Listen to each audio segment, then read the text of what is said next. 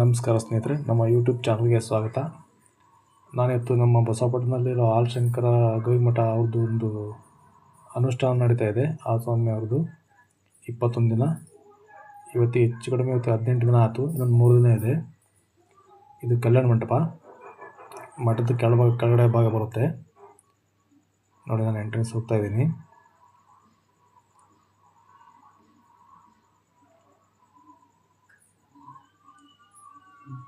ಗುರುಗಳು ಕೂಡ ಇನ್ನೂ ಬಂದಿರಲಿಲ್ಲ. ಜಸ್ಟ್ ನಾನು ಹೋಗೋ ಟೈಮಲ್ಲಿ ಅವರು ಕೂಡ ಇನ್ನೊಂದು ಎಲ್ಲ ಕಾಯ್ತಿದ್ದಾರೆ ಗುರುಗಳು ಬರಲಿಕ್ಕೆ. ನೋಡಿ, ಮುಖ್ಯ ದ್ವಾರ ಹತ್ರ ಹೋಗ್ತಾಯಿದ್ದೀನಿ ನಾನು ಒಂದು 5 ನಿಮಿಷಕ್ಕೆ ಬಂದರು ಗುರುಗಳು. ನೋಡಿ, ಕಲ್ಯಾಣ ಮಂಟಪ ಎಲ್ಲ ಫುಲ್ಲು ಲೈಟಿಂಗ್ಸಿಂದ ಅರೇಂಜ್ಮೆಂಟ್ ಮಾಡಿದ್ದಾರೆ. ನಾನು ಕೂಡ ಓಡಿ ಹೋದೆ. ಜನಗಳು ತುಂಬ ಕೂತ್ಕೊಂಡಿದ್ರು. ಸಂಗೀತ ಕಾರ್ಯಕ್ರಮ ನಡೀತಾ ಇತ್ತು. ನಾನು ಒರಿಜಿನಲ್ ವಾಯ್ಸ್ ಮ್ಯೂಟ್ ಮಾಡಿ ನನ್ನ ವಾಯ್ಸ್ ಕೊಡ್ತಾಯಿದ್ದೀನಿ. ತುಂಬ ಜನ ಇದ್ದರು, ಚಳಿ ಕೂಡ ಇತ್ತು. ನೋಡಿ, ಗುರುಗಳಿಂದ ಬಂದಿರಲಿಲ್ಲ. ನಾನು ಹೋಗಿ ಒಂದು 5 ನಿಮಿಷಕ್ಕೆ ಬಂದರು. ಹಾಗೆ ನಾನು ಹೋಗಿ ಚೇರಲ್ಲಿ ಕೂತ್ಕೊಂಡೆ.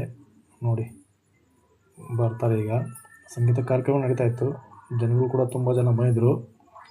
ಇದು ಪ್ರತಿ ವರ್ಷ ನಮ್ಮೂರಲ್ಲಿ ನಡೆಯುತ್ತೆ. ಕಾರ್ತಿಕ್ ಮಾಸದಲ್ಲಿ 21 ದಿನ ಅನುಷ್ಠಾನ. ಕೊನೆ ದಿನ ಸಾಮೂಹಿಕ ವಿವಾಹ ಕೂಡ ಇರುತ್ತೆ. ಕುಂಭಾಭಿಷೇಕ ಇರುತ್ತೆ ಆವತ್ತು ದಿನ. ಬೆಳಗ್ಗೆ ಕುಂಭಾಭಿಷೇಕ, ಸಾಮೂಹಿಕ ವಿವಾಹ, ಸಂಜೆ ಹೂವಿನ ಪಲ್ಲಕ್ಕಿ ಇರುತ್ತೆ, ಹೂವಿನ ತೇರು.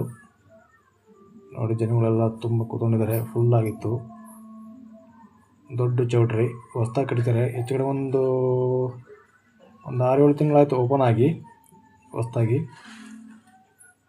ಗುರುಗಳು ಬರ್ತಾರೆ ಈಗ. ನೋಡಿ, ಜಸ್ಟ್ ಗುರುಗಳು ಕೂಡ ಬರ್ತಾ ಇದ್ದಾರೆ. ಗುರುಗಳದ್ದು ಒಂದು ಹೆಚ್ಚು ಕಡಿಮೆ ಒಂದು 10 ಗಂಟೆ 10:30 ಸಮಯದಲ್ಲಿ ಅವ್ರದ್ದು ಒಂದು ಆಶೀರ್ವಚನ ಇರುತ್ತೆ. ಅದೆಲ್ಲ ಆದಮೇಲೆ ಪ್ರಸಾದ ಕೂಡ ಇರುತ್ತೆ. ಪ್ರಸಾದದ್ದು ಕೂಡ ತೋರಿಸ್ತೀನಿ. ಅಡುಗೆ ಕೂಡ ಮಾಡ್ತಾಯಿದ್ದಾರೆ. ಬಿಸಿ ಬಿಸಿ ಅಡುಗೆನೇ ಸಿಗುತ್ತೆ ಪ್ರಸಾದ.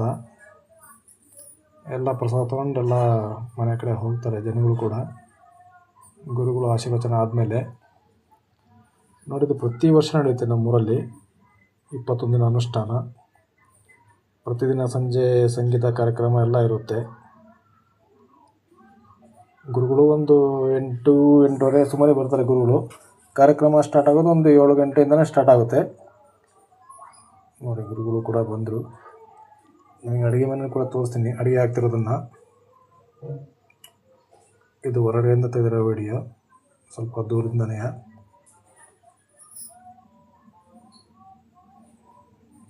ಇಲ್ಲಿ ಕೂಡ ಪ್ರಸಾದ ಕೂಡ ರೆಡಿ ಆಗ್ತಿದೆ ನೋಡಿ. ಎಲ್ಲ ರೆಡಿ ಮಾಡ್ತಿದ್ದಾರೆ.